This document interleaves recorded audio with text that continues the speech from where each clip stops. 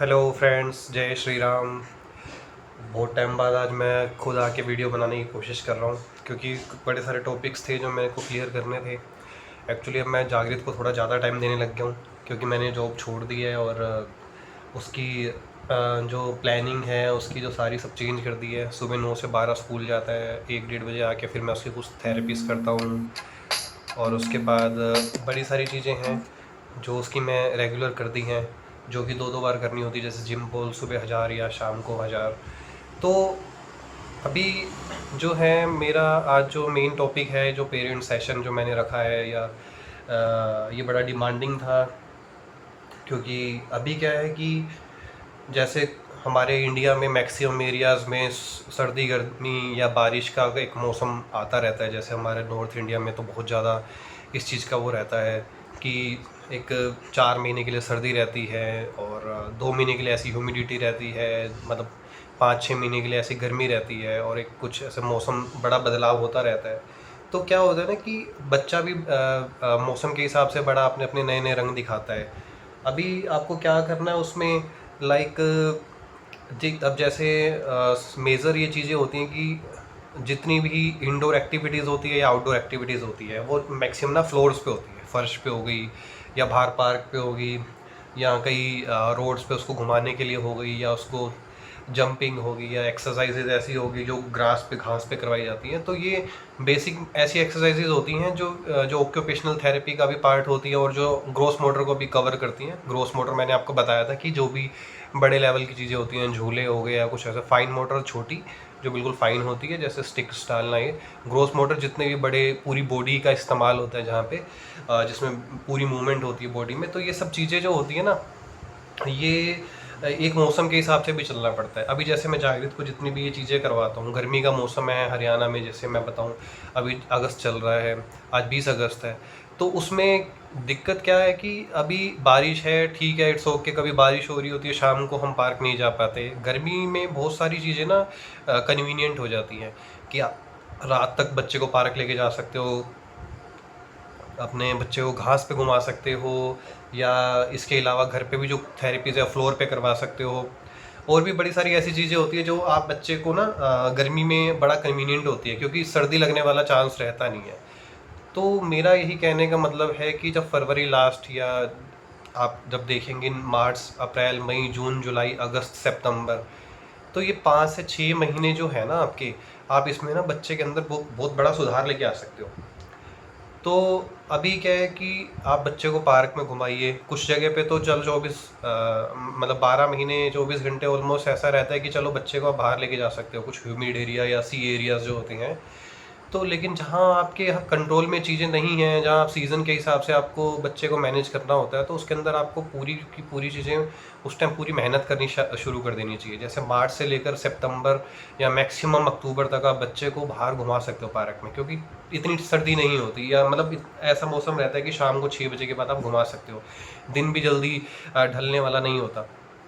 तो इस चीज़ों का लोगों को फ़ायदा उठाना चाहिए। अभी जागृत को मैं बड़ी सारी चीज़ें फ्लोर पे लेटा के कराता हूँ, या ऐसी एक्सरसाइज होती है जिसमें उसको चलना होता है हाथ पे। अभी फर्श नॉर्मल है, एक्सरसाइज ऐसी है जो आप अच्छे से करा सकते हो। अभी आप क्या कीजिए, जैसे अगर आपका 3 साल से ऊपर का बच्चा है, डायग्नोज हो गया उसको जैसे, तो आप उसको सुबह स्कूल भेजिए या प्ले स्कूल में भेज दीजिए। कोई बाउंडेशन नहीं है स्कूल में भेजना। अगर आपको घर में टाइम है तो आप घर में दीजिए, अदरवाइज स्कूल में भेजना कोई ऐसी बाउंड्रीज नहीं होती। 9 से, जैसे जागृत का मैं बताऊँ आपको शेड्यूल, आप वैसे ही फॉलो करें तो बहुत बेस्ट रहेगा। 9 से लेकर सुबह 8:30 बजे उठता है और 9 से लेकर आराम से 12 बजे तक स्कूल जाता है। 3 घंटे स्कूल जाता है, 12:30 तक आता है। 1-1:30 बजे के आसपास उसको मैं बनाना ये सब स्मूदीज़ बना के खिला देता हूँ, ठीक है। 2-2:30 बजे अभी वो जाके सो रहा है, जैसे 1 से 1.5 घंटा वो सोएगा। अभी 4-4:30 बजे वो उठेगा।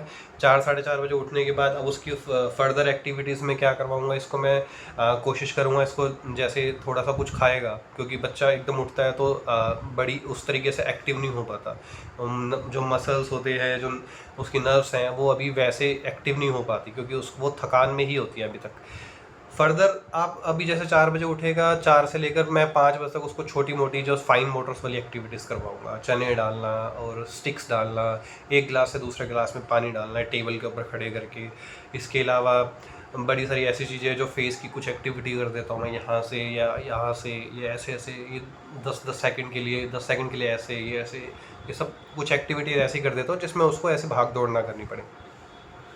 5 बजे तक तो वो दोबारा से रिएक्टिव हो जाता है। 5 बजे मैं उसकी ट्राई साइकिल, बाइसिकल, छोटी सी साइकिल लेके जिसको वो पैर से खींच खींच के आगे जाता है, उसको मैं बाहर रोड पे उतार देता हूँ, मतलब अपनी गली में, और रोड पे उतर जाता है वो। उसके बाद अपना आराम से आधा पौना घंटा साइकिल को लेके घूमता रहता है, ठीक है। 6 सवा 6 बजे हम पार्क चले जाते हैं, मैं वहाँ पे उसको नंगे पैर घुमाता हूँ, ठीक है। नंगे पैर घुमाता हूँ, उसके बाद उसके बीच में अब वो 7 साढ़े 7 बजे के आसपास फिर आता है, फिर वो कुछ खाना खुना छोटा मोटा खाता है। फिर उसके बाद 1 घंटा आराम से मेरे साथ अपना मज़े मस्ती करेगा, छोटी मोटी अगर कोई चीज़ करवानी होगी तो वो करवा लेगा, या कुछ पेंडिंग होगी तो वो करवा लेगा। अब इसमें फिर वही 9 बजे के आसपास वही जो बाकी चीज़ें हैं उसकी, छोटा मोटा अगर उसको कुछ खाना होगा, इसमें इन बिटवीन ये रह जाता है कि जैसे वो 12:30 से 1 डेढ़ बजे तक 1 साढ़े 12 तक स्कूल से आता है, 1 डेढ़ बजे के आसपास मैं उसको 1000 बॉल, जिम बॉल करवा देता हूँ, और उसको डीप प्रेशर बॉल को करवा देता हूँ उसको, लाइक फर्श पे लिटा के, अच्छा सा एक मैट या गद्दा बना के उसको फर्श पे लिटा के उसको प्रॉपर डीप फ्रेशर देता हूँ। सीधा लेटा के 3 मिनट, उल्टा लेटा के 3 मिनट, पूरा रोल करके, या उसको ऊपर ये पूरा वेट डालता हूँ टांगों पे, उसकी थाइस पे। ये सेम चीज़ मैं शाम को 7:30-8 बजे भी करता हूँ दोबारा से, या रात को 9 बजे कर लेता हूँ जब उसके सोने से पहले। ऐसे ही 1000 जंप्स रात को, मतलब अगर उसको क्या होता है कि मैंने बताया कि 1000 जंप्स सुबह 1-2 बजे, दिन में 1-2 बजे के आसपास, शाम को फिर ऐसे, तो मतलब 2000 जंप्स हो जाती हैं। और ऐसे ही उसको 2 बार डीप प्रेशर मिल जाता है। ऐसे ही जैसे सीधी लिटा के ऐसे बॉल के ऊपर ऐसे करवाना, फिर उसकी पीठ के बल लिटा के उसको ऐसे ऐसे 5 से 10 मिनट करवाना, वही भी सुबह शाम दो बार करवाना होता है। इसके बीच में छोटी मोटी फाइन मोटर्स की एक्टिविटीज़ होगी, साइकिल चलाना हो गया, घास पे घूमना बहुत ज़रूरी होता है, पार्क में खेलना बहुत ज़रूरी होता है, भगाता हूँ उसको मैं, हाथ से लेके भगाता हूँ। तो ये पूरा का पूरा एक्सरसाइज का शेड्यूल बना हुआ है। इन सब चीज़ों को करके उसको दिन में सोने के लिए भी अलाउड हो जाता है। अदरवाइज़ अगर जब बच्चा दिन में ऐसी चीज़ें नहीं करता तो रात को सोने में बड़ा इरिटेशन होती है। रात को जाके 11 बज जाती है, 11 साढ़े 11 बज जाती है।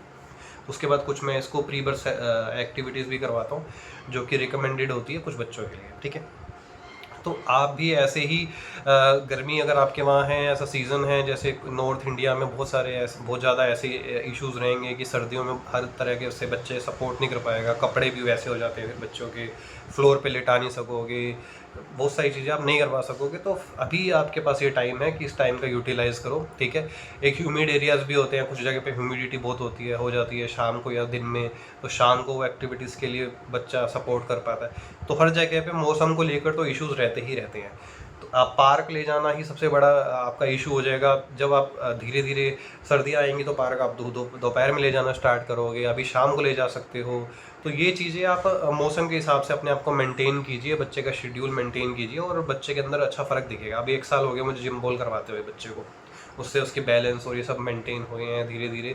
और कुछ लोगों ने नोटिस भी किया है। वैसे मैं ज़्यादा वीडियोस नहीं डालता, लेकिन मेरा बस यही कहने का यही है कि मकसद कि आपका जो इस पेरेंट सेशन में मेरा यही कहने का मकसद है कि आप मौसम के हिसाब से बच्चे को ये देख के चलिए। ये मत सोचिए कि आज नहीं कल करवा देंगे, परसों करवा देंगे, ऐसा मत सोचिए। धीरे धीरे अभी जैसे कभी जिस दिन बारिश आ जाती है मैं बड़ा डिसअपॉइंट हो जाता हूँ कि मुझे आज पार्क में घुमाना था, कभी मैं उसको छत पे घुमा देता हूँ, या बड़ी सारी ऐसी चीज़ें हैं, ईंटों पे चलवा दिया।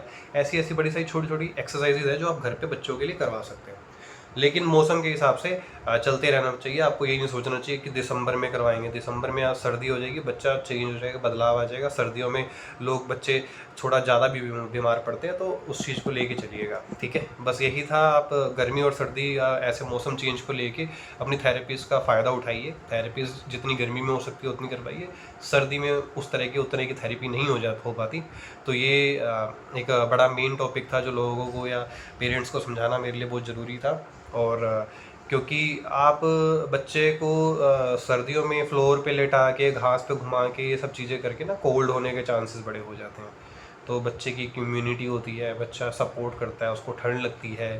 गर्मियों में तो क्या, आप फ़ैन एसी चला के या कूलर चला के बच्चा कर लेगा या कुछ भी कर लेगा, और उसको इतने कपड़े भी नहीं डालने। जब आप कपड़े डाल के उससे एक्सरसाइज करवाओगे तो उसके अंदर से हीट जनरेट होगी, बच्चा इरिटेट होगा, अंदर स्वेटिंग होएगी, तो वो बच्चा आपको जो है ना पॉसिबिलिटीज़ नहीं है कि वो इतना सपोर्ट कर पाए। तो तब तक के लिए आप प्लीज़ ध्यान रखिए। अभी टाइम है, जैसे नॉर्थ इंडिया में तो आप करवा सकते हैं। अभी अगस्त चल रहा है, अगस्त सितंबर अक्टूबर तक ये चीज़ें चल सकती हैं। ठीक है, जय श्री राम।